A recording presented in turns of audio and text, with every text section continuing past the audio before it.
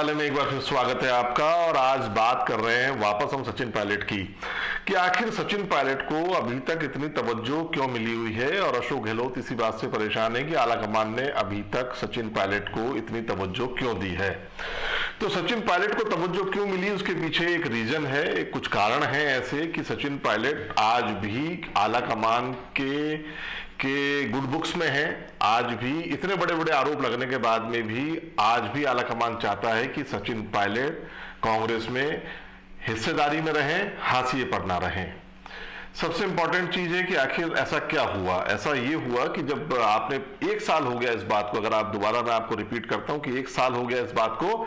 1 साल पहले जून जुलाई के महीने में ऐसा एक बहुत बड़ा प्रोपेगेंडा इस देश के अंदर हुआ कि सचिन पायलट बीजेपी के साथ मिलकर के अशोक गहलोत सरकार को अस्थिर करने की कोशिश कर रहे हैं। और इस बात को लेकर के अशोक गहलोत ने ताबड़तोड़ सचिन पायलट के ऊपर वार किए। 1 साल पहले, 1 साल वो अपना टाइम निकाल चुके हैं, इस वार के बाद में ताबड़तोड़ वार किए। और एक ऐसा माहौल पूरे राजस्थान में बन गया कि सचिन पायलट सच में सिंधिया की तरह यहां से जो विधायक हैं उनको तोड़ करके बीजेपी में शामिल होकर के और वो कांग्रेस की सरकार को गिराने का षड्यंत्र कर रहे हैं। ये जो आरोप था, ये इतना बड़ा आरोप था कि आलाकमान भी इससे घबरा गया।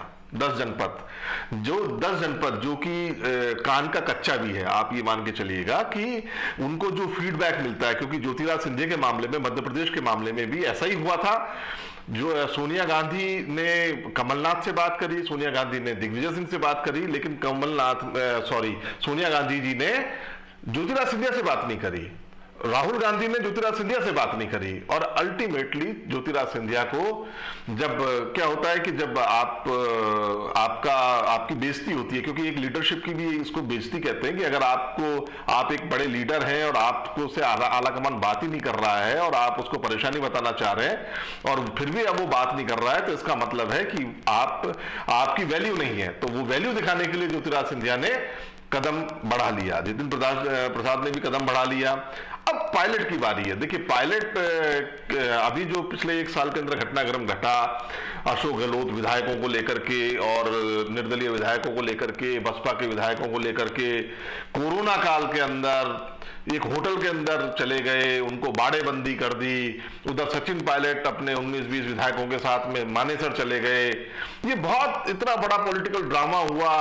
फिर अच्छा, अशोक गहलोत उस समय सोनिया गांधी जी को अशोक गहलोत ये समझाने में सक्षम हो गए, सफल हो गए कि सचिन पायलट कांग्रेस के सबसे बड़े गद्दार हैं और उनके कारण सरकार गिर सकती है, इसलिए उन्हें तत्काल प्रभाव से प्रदेश अध्यक्ष पद से हटा दो और उप मुख्यमंत्री पद से हटा दो। हुआ भी ऐसा ही। आलाकमान ने फ्री हैंड दे दिया अशोक गहलोत को और अशोक गहलोत ने सचिन पायलट को उप मुख्यमंत्री और कांग्रेस ने उनको अपने पीसीसी चीफ के पद से बर्खास्त कर दिया। सचिन पायलट, आपको पता हो या नहीं हो, लेकिन एक अफसर हैं। टेरिटोरियल आर्मी जो होती है देश की, आर्मी के अफसर रहे हैं। उनके पिता राजेश पायलट भी अफसर थे।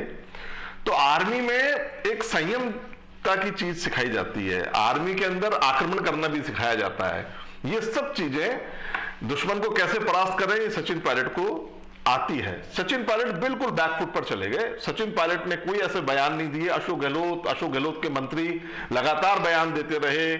अचानक आपने देखा होगा किस तरह से प्रताप सिंह खाचरियावास, जो सचिन पायलट के कारण जिनको टिकट मिला था, अचानक जब कैबिनेट मंत्री बनाए गए, सचिन पायलट के कारण कैबिनेट मंत्री बनाए गए, अच्छा डिपार्टमेंट मिला और फिर कूद करके अपने अशोक गहलोत के पाले में वापस चले गए। इस तरह से ये होता रहता है। राजनीति के अंदर अवसरवादिता चलती है। राजनीति के अंदर सिद्धांत नहीं चलते, राजनीति में अवसरवादिता चलती है।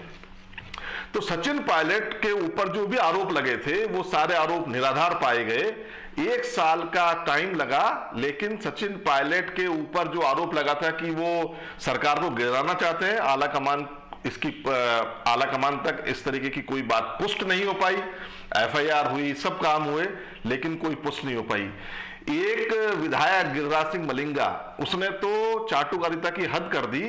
उसने सचिन पायलट के ऊपर यह आरोप लगा दिया कि वो बीजेपी में जाने के लिए उन्होंने 35 करोड़ का ऑफर दिया है। 35 करोड़ रुपए एक विधायक को मिलने लगेंगे ना जिस दिन, उस दिन पूरी की पूरी मतलब पार्टी के विघटन हो जाएंगे। तो ये गिरिराज सिंह मलिंगा ने ये आरोप लगाया कि साहब जो है 35 करोड़ रुपया दिया गया। हालांकि उसके तुरंत बाद पायलट की तरफ से लीगल नोटिस उनको भेजा गया और उसके बाद वो मामला धीरे धीरे करके शांत हो गया। लेकिन सबसे इंपॉर्टेंट जो बात आज भी देखने को मिल रही है वो ये है कि आला कमान आज भी सचिन पायलट पर विश्वास करता है। इसी कारण से आला कमान के लोग आज भी, जो दो दूत हैं माकन और वेणुगोपाल, वो बैठे हुए। वेणुगोपाल संगठन सचिव हैं, एआईसीसी के संगठन सचिव हैं, और आप ये मान के चलिए इस पद के ऊपर अशोक गहलोत भी रह चुके हैं। तो अशोक गहलोत एआईसीसी की कार्यप्रणाली से परिचित हैं। लेकिन इस समय जो राहुल गांधी और प्रियंका गांधी है, अशोक गहलोत हो सकते हैं सोनिया गांधी के प्रिय हों, लेकिन राहुल गांधी और प्रियंका गांधी जो कि इस समय यूथ के आइडियोलॉजी के हिसाब से चल रहे हैं, कि यूथ के हिसाब से चल रहे हैं, और वो कभी भी नहीं चाहते कि जिस तरह से कांग्रेस बहुत ज्यादा नुकसान में गई है जितिन प्रसाद से या माधवराव सिंधिया से, और जो एक मैसेज जा रहा है कि ये बूढ़े लोगों की पार्टी बन गई है और बूढ़े लोग ही इसको चलाना चाहते हैं, और बूढ़े लोगों के पास में युवाओं के लिए कोई विजन नहीं है। इस सब चीजों से हटाने के लिए एक नए प्रयोग की कोशिश की जा रही है। और सचिन पायलट के ऊपर मैं आपको बताऊं, सबसे बड़ा तो अस्थिर करने का ही आरोप लगा था, इसके अलावा और कोई आरोप नहीं लगा था। और लेकिन मैं आपको एक चीज बताना चाहता हूं, पायलट ने कई बार पहले सोनिया गांधी से टाइम मांगा था, जब वो उनके विधायकों ने टाइम मांगा था कि हम मिलना चाहते हैं, लेकिन आला कमान ना सचिन पायलट से मिला ना उनके विधायकों से मिला। बाद में भले ही ये कहते रहे कि हमारे दरवाजे खुले हुए हैं, लेकिन उस समय उनको टाइम नहीं मिला। मजबूरन होकर के ही सचिन पायलट ने वो कदम उठाया था। और चूंकि ये कदम ऐसा था जिसमें अशोक गहलोत को षड्यंत्र की बू आई, या अशोक गहलोत ने उसको षड्यंत्र का रूप दे दिया, षड्यंत्र ऐसा बना दिया पूरे इंडिया के अंदर, एक हवा क्रिएट कर दिया कि सचिन पायलट तो गद्दार है, जबकि ऐसा नहीं था। आज भी सचिन पायलट कांग्रेस की बात करते हैं, कांग्रेस से निकलने की कभी बात नहीं करते। आज तक उनके एक भी बयान से आप ये साबित नहीं कर सकते कि उन्होंने कभी भी कहा हो कि सरकार अस्थिर हो। उन्होंने हमेशा ये कहा कि सरकार दोबारा आनी चाहिए। और आप जो माकन जो सवाल कर रहे हैं, 4-5 सवाल जो हर विधायक से कर रहे हैं, रायशुमारी कर रहे हैं, वो यही कर रहे हैं प्रभारी मंत्री का कामकाज कैसा है। अरे प्रभारी मंत्री 1-1 साल 1.5 साल से जिलों में गए ही नहीं, आप कौन सा कामकाज पूछ रहे हैं प्रभारी मंत्रियों का। दूसरा, विकास योजना, अब मतलब ये बिल्कुल बेमानी है, बातें बेमानी है। अस्पताल, सिर्फ चिकित्सा के ऊपर पूरा बजट खर्च हो गया, कौन सी विकास योजनाओं की बात आप कर रहे हैं। सब विकास ठप पड़े हुए हैं। आप जयपुर देख लो, कोटा देख लो, सब ठप पड़े हुए हैं विकास के काम। मेट्रो एक लाइन तक नहीं चल पाई। तीसरा, राजनीतिक नियुक्तियों में प्रभावी नेता, ये भी विषय एमएलए का हो सकता है कि राजनीतिक वो कोशिश करते हैं, लेकिन ये विषय प्रभारी संगठन मंत्री या प्रभारी का नहीं हो सकता। एक जिला अध्यक्ष, ब्लॉक अध्यक्ष की बात करेंगे क्या अजय माकन कि ब्लॉक अध्यक्ष कौन बनना चाहिए। ये लेवल तो मंत्रियों के लेवल, जो राजस्थान सरकार के मंत्री है या सरकार है या संगठन है, इसके लेवल का मामला है। ब्लॉक अध्यक्ष की बात भी माकन करने लगे हैं। सरकार रिपीट कैसे हो, ये एक ऐसा सवाल है। सरकार रिपीट कैसे हो, यही सवाल सचिन पायलट का है, यही सवाल माकन का है, सरकार रिपीट कैसे हो। अब आप ये बताओ, विधायकों के लिए यही सबसे बड़ी समस्या है। अगर वो ये कहते हैं कि साहब अशोक गहलोत के नेतृत्व में चुनाव लड़ा जाए और सरकार रिपीट हो, तो 2 बार अशोक गहलोत फेल भी तो हो चुके हैं इसी बात के लिए, तो तीसरी बार भी वही प्रयोग करोगे आप। तो इस सवाल के ऊपर, इस सवाल का जवाब जानना चाहता है आला कमान की सरकार रिपीट कैसे हो।